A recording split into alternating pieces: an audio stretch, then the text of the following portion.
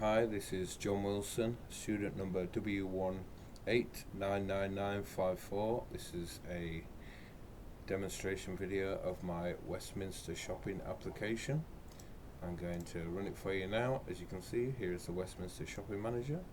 This shows all the things the Shopping Manager can do. For example, add a new product, delete a product, print a list of products, save to file, load products from file, open GUI and exit. So first off, we're going to add a new product. We're going to add an electrical product. We'll give it an ID of 9. We'll give it a name of iPhone 11.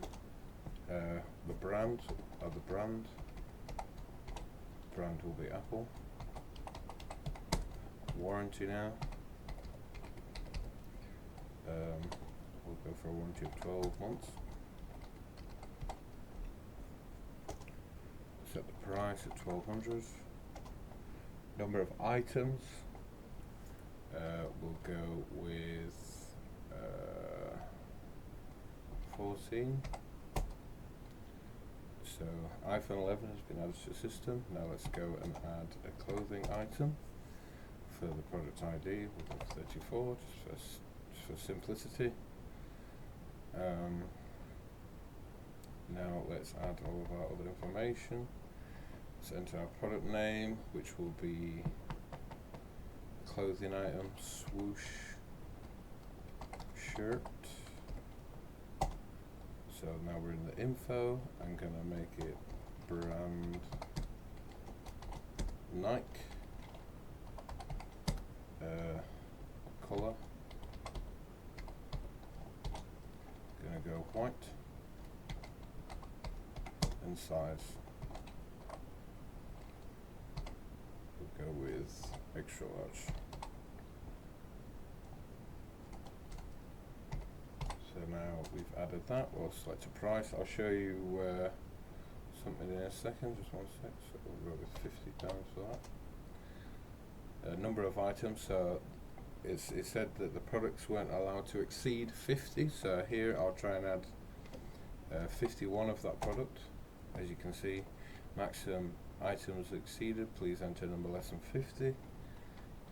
Let's go for 50 just to show you. It's been added to the system. Now let's add a new product that we're going to delete later. We're going to add an electronical item. Product ID, let's give it 33 just for fun. We've got iPhone 14. We've got brands now.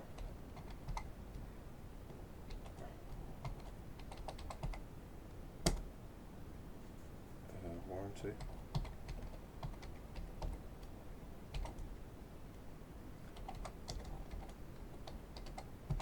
Warranty of 12 months. Okay. Price. We'll call it 1200. Number of items. Let's go with 10. Okay, so now that's been added. We're going to print our list of products here so you can see them. So I can see them for when I delete an item. So as you can see, we've got our things there. I'm going to delete the second one. So let's go to 2, delete an item. We can see the ID is 9 for iPhone 11. So we're going to type in 9, so that will delete that item. Okay, so the product with the ID 9 was deleted from your system, which is good, and now I'll show that we can't delete it again, so we'll try and delete it again. You'll see there's no product found. Oh wait, sorry, I'll do that again, sorry. Product with 2, and we'll go 9. You'll say no product found with that ID. Okay, so now let's move on to save products. So we have our products. I'm going to create a list for them, so we'll place 4. We'll call it list 4. That's now created a list for us to save it to, and we can upload these from anywhere. I'll just show this for example. I'm going to upload one of the lists I made in the past, so list, which is the first one I made. And now we've done that, we can go and I also want to see if there's any more catches. I think I might have not shown this one where if it exceeds 7, it won't allow you to do that. You have to, so that's a catch method. It catches that it's over the amount, so we'll go 6 to open the GUI. Here is our GUI with all of our items in. Let's add some items to the cart, so let's just go first with this one, iPhone 14. We'll add it here. You can see the price is 1200. You can see the original amount is 1200, amount saved, and new total. You can see that the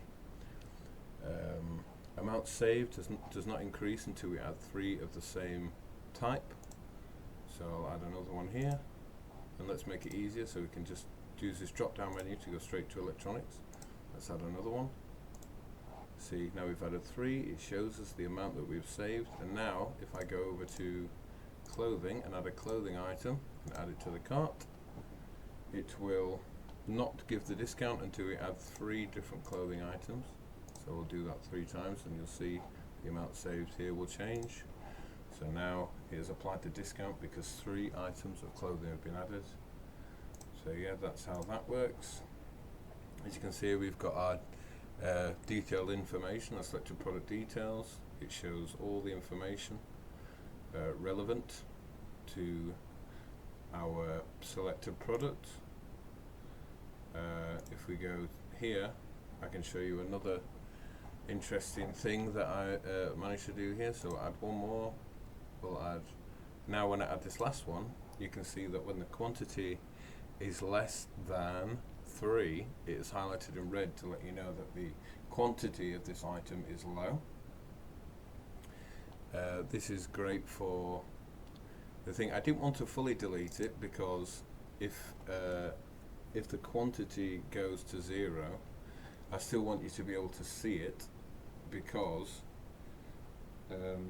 you may need to order some of that item. In hindsight, I could have made it possibly a different colour. Yeah, so basically that's it, and then we have our shopping cart over here with our original amount, our saved amount, and our new total. And then what we can do here is I've added a checkout button that wasn't in the spec. So once we check out, all those items were removed, and it creates a receipt for us. As you can see here, here's all our items. It shows us how much we saved and our new totals. Here we have it here, and then we can add again. We can start the whole process again and add more quantity to the cart. See, if we if this gets to 0, it's in red. So at least it lets you know that, oh well, we're low on this, and I'll show you on a different one. We'll go to this one. We'll add a few of these. Have this the table on an update every it updates every 0.5 seconds. So it just constantly is updating to make sure that it's displaying the right information, because it also, from the shopping cart button, it also needs to know when you add something from the shopping manager. So if you look here, actually, if we add an item, or if we add well, just for example, if we did add an item from there, it would update quickly and show in here, which is good. And yeah, we can create a second receipt. So we go to our receipts here, and you can see we have our receipts for the items that we added. So it shows us our original amount, the amount saved, and the new total. Now I can show you things that I've struggled with to make work. As you can see, if I organize, so I added the organizing part, but as you can see, it works in a weird like binary incremental thing. It goes off the first number, so 1, 1, 2, 3, 33, 34, 5, but it's just reading the first number. It's not reading it properly as it should.